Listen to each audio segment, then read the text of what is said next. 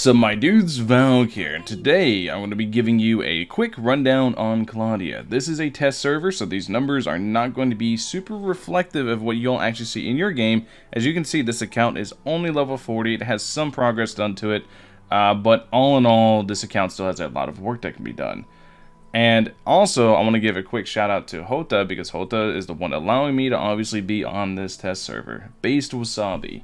So let's go ahead, let's dive right in. So I've shown in the past videos what her skill and discharge already do based on the CN version, so we already have a good idea, and I can tell you guys right now the numbers are relatively the same. So rather than repeat myself for about the third or fourth time now as far as her kit goes, I do, however, want to go ahead and showcase what she can do. So we're going to have a primary focus on her skill and her discharge inside today's video. As far as normal and dodge attacks, you won't really see them too often because she's going to focus mostly on a very quick swap heavy playstyle in which she wants to buff your team up. At 8-0, she doesn't really accomplish that goal, so if you're focusing on getting Claudia, you really want to try to get her A1, because her A1 is going to go ahead and give her, each time when a skill or discharge skill hits a target, grant a stack of damage boost, which is increases damage dealt by 8% for 25 seconds. It's going to go ahead and give you a lot of damage boost at A1, but I'm going to showcase her from A0 to A1 so you guys can see the damage differential. And she also has physical resonance. For that reason, we have her on a team of Claudia, Shiro, and Zero. And we're going to go ahead and showcase her off today. So right away at A0, we're going to just take a look at our damage for a base value. You can see 1826, 8k there, pretty good, and then a 1200 there. All in all, pretty good damage on the dodge attack. Skill attack did about 8k, pretty good all in all. I'm running her on 0 matrices on her own weapon. This is just off resonance and herself. So let's go ahead and let's get her this next passive. And this is going to increase the damage significantly. You can see the stats went up as well as we now have the passive. So we're going to go ahead and test out what it all looks like now at A1. So now after getting her A1 up, we're going to go ahead and try going against Robarg and seeing exactly what we're able to do. So keep in mind, this is the test server. There could be a little bit of issues here and there, performance hiccups, but just pay attention to the damage. So we're going to swap over to 0. We're going to trigger this, get knocked back because we're not good at the video game.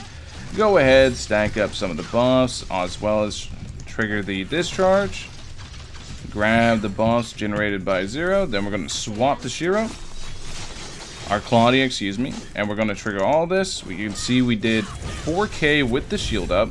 We're able to generate a ton of buffs for the rest of ours, or the rest of our abilities. We went ahead and triggered the discharge. We got 0's discharge, so we're going to go ahead and burn this so we can generate max stack buffs. And then we're going to swap in and do this. You can see the storm going. Alright, and now with the A1 test done, we're going to go ahead and skip and jump all the way to A3. You can see here, A2 is just a passive. And now that we hit A3, you can see hitting a target with a skill or discharge skill applies a stack of war wounds to the target, increasing incoming physical damage and shatter effects from physical weapons and elemental weapons taken by the target by 10% for 15 seconds. Stack up to one time. This should be where one of the big bonuses come in. And we should start to see a pretty significant damage increase in not only Claudia's DPS, but as well as Shiro's. The weapon as well as the outfit in-game look absolutely phenomenal. I love this outfit. It looks so sick like this. I am a sucker for the classic jacket cape. Jacket cape, coat cape, however you want to call it. I'm an absolute sucker for this look. This alone is making me kind of want to swipe just to get her. I'm not going to lie to you guys.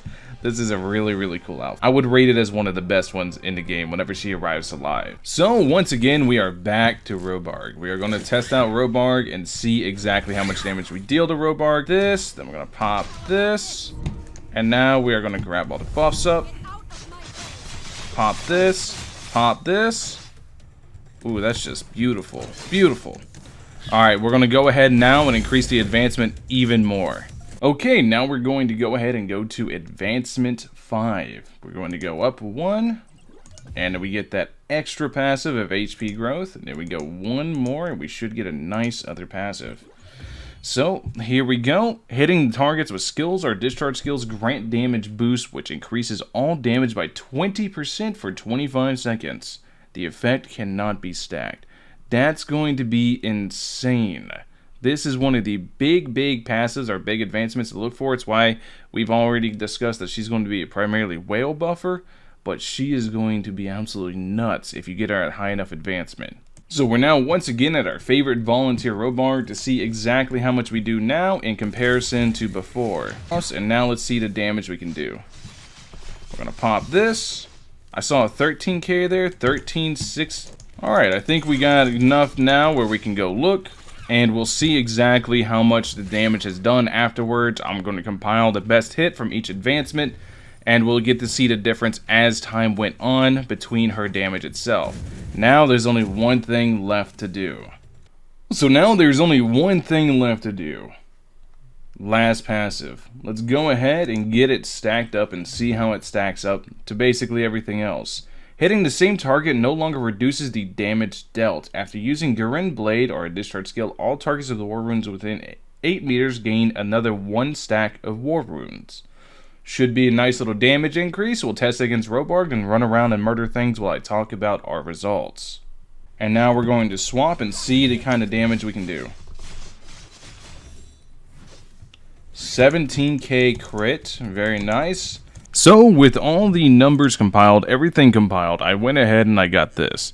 The numbers look incredibly inconsistent due to me picking multiple enemies to go against, so the first numbers look incredibly high in comparison. There's also times whenever hitting Robarg multiple times would make it so you lose a little bit of damage, so the numbers don't look entirely accurate. But do pay attention to how much the numbers do go up on certain hits as it goes up. There were too many, this is a lesson learned for future me, too many inconsistencies or too many variables inside the testing.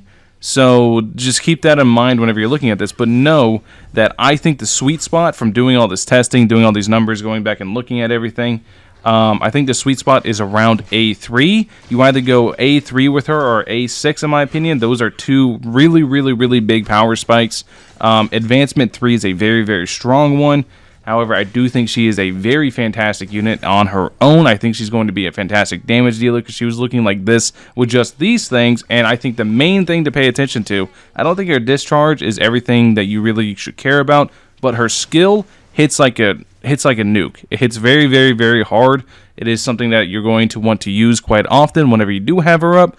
But in my opinion, I think she is a fantastic damage dealer. All in all, if you want a physical team, I highly recommend getting her. She functions as an off kind of resonance buffer, so if you have 2 Frost, for example, you want to run her to buff your team, she can function that way as well, especially with high advancement. She wants a lot of really high investment to go ahead and really shine. So if you're going to summon, once again, the sweet spot is around Advancement 3. I think she's a very phenomenal unit, and in the future, whenever I do these tests, whenever I do these showcases, I kind of will take out a lot of variables because there was so many. This game is a very nuance-heavy game. There's a lot of variables that go into each fight, so I need to try to remove as many as possible. But you can see the results yourself. The advancements add a lot to her damage, with a really big advancement being Advancement 3. It is absolutely a huge one. Anyways, let me know if you guys are excited for Claudia in the comment section below. Thank you guys for watching as always. I'll catch you guys in the next one. Peace.